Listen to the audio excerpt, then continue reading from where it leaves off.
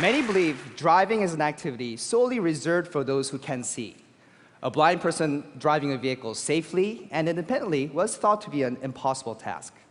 Until now. Hello, my name is Dennis Hong, and we're bringing freedom and independence to the blind by building a vehicle for the visually impaired. So before I talk about this car for the blind, let me briefly tell you about another project I worked on called the DARPA Urban Challenge. Now, this was about building a robotic car that can drive itself. You press start, nobody touches anything, and it can reach its destination fully autonomously. So in 2007, our team won $500,000 by placing third place in this competition.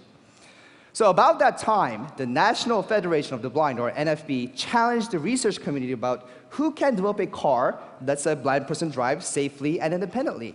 We decided to give it a try because we thought, hey, how hard could it be? We just have already an autonomous vehicle, we just put a blind person in it, and we're done, right? We could have been more wrong. What NFB wanted was not a vehicle that can drive a blind person around, but a vehicle where a blind person can make active decisions and drive. So we had to throw everything out the window and start from scratch. So to test this crazy idea, we developed a small dune buggy prototype vehicle to test the feasibility. And in the summer of 2009, we invited dozens of blind youth from all over the country and give them a chance to give it for a spin. It was an absolutely amazing experience. But the problem of this car was it was designed to only be driven in a very controlled environment, in a flat, closed-up parking lot, even the lanes defined by red traffic cones. So with this success, we decided to take the next big step, to develop a real car that can be driven on the real roads. So how does it work? Well, it's a rather complex system, but let me try to explain it, make it simplified. So we have 3 steps. We have perception, computation, and non-visual interfaces. Now, obviously, the driver cannot see, so the system needs to perceive the environment and gather information for the driver. For that, we use an inertial measurement unit, so it measures acceleration, angular acceleration, like a human ear, inner ear. We fuse that information with a GPS unit to get an estimate of the location of the car. We also use 2 cameras to detect the lanes of the road, and we also use 3 laser rangefinders. The lasers scan the environment to detect obstacles, car approaching from the front, the back, and also any obstacles that run into the roads, any obstacles around the vehicle. So all this vast amount of information is then fed into the computer, and the computer can do things. One is, first of all, process this information to have an understanding of the environment. These are the lanes of the road, there's an obstacles, and convey this information to the driver.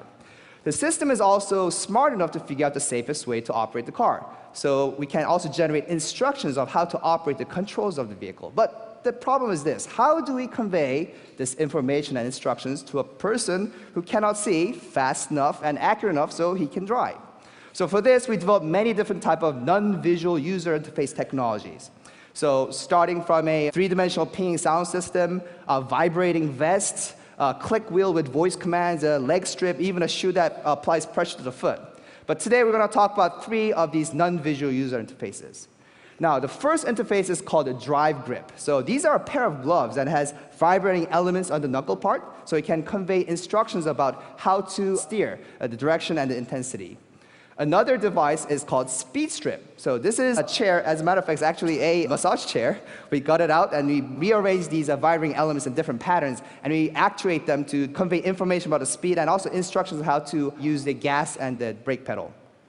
So over here you can see how the computer understands the environment, and because you cannot see the vibration, we actually put red LEDs on the drive grip so you can actually see what's happening. This is the sensory data, and that data is transferred to the devices through the computer. So these 2 devices, drive grip and speed strip, are very effective, but the problem is these are instructional cue devices. So this is not really freedom, right? The computer tells you how to drive, turn left, turn right, speed up, stop. We call this the backseat driver problem, right? So we're moving away from these instructional cue devices, and we're now focusing more on the informational devices. A good example for this informational non-visual user interface is called AirPix. So think of it as a monitor for the blind. So it's a small tablet, has many holes in it, and compressed air comes out. So it can actually draw images. So even though you're blind, you put your hand over it, you can see the lanes of the road and obstacles. It's actually, you can also change the frequency of the air coming out and possibly the temperature. So it's actually a multi-dimensional user interface.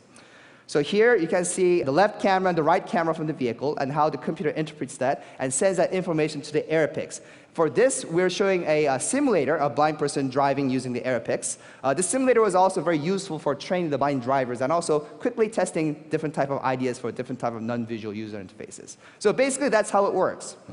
So just a month ago, on January 29th, we unveiled this vehicle for the very first time to the public at the world-famous Daytona International Speedway during the Rolex 24 racing event. We also had some surprises. Let's take a look.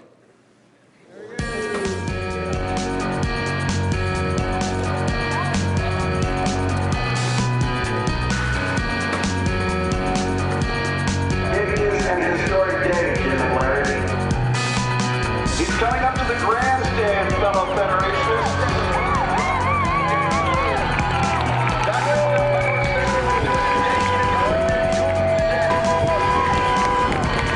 As the grandstand now is heading out toward the gate, following that van that's out in front of him. Well, there comes the first box, and now let's see if Mark avoids it.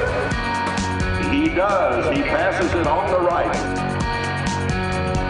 Third box is out, the fourth box is out, and he's perfectly making his way between the two. He's closing in on the van to make the moving pass. Well, this is what it's all about, this kind of dynamic display of capacity and ingenuity. He's approaching the end of the run, makes his way in between the barrels that are set up there.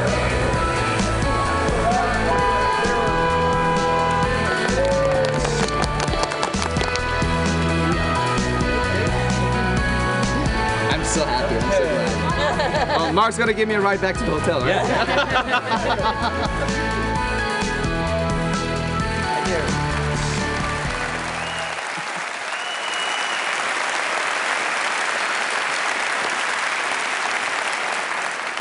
So, since we started this project, we've been getting hundreds of letters, emails, phone calls from people from all around the world. Letters thanking us, but sometimes we also get funny letters like this one. Now I understand where there's Braille on a drive of ATM machine, right? But sometimes I also do get, I wouldn't call it hate mail, but letters of really strong concerns. Dr. Hong, are you insane? Trying to put blind people on the road? You must be out of your mind. Right? But this vehicle is a prototype vehicle, and it's not going to be on the road until it's proven safe or safer than today's vehicle, and I truly believe this can be happen. But still, would the society, would they accept such a radical idea? How are we going to handle insurance? How are we going to issue a driver license? There's many of these kind of different hurdles besides technological challenges that we need to address before this becomes a reality. Of course, the main goal of this project is to develop a car for the blind, but potentially more important than this is the tremendous value of the spin-off technology that can come from this project. The sensors that we use can see through the dark, the fog, and rain. And together with these new type of interfaces, we can use these technologies and apply to safer cars for sighted people. Or for the blind, everyday home appliances in the educational setting, in the office setting. Just imagine, in a classroom, a teacher writes on the blackboard, and a blind student can see what's written and read using these non-visual interfaces. This is priceless. So today, the things I've shown you today is just the beginning. Thank you very much.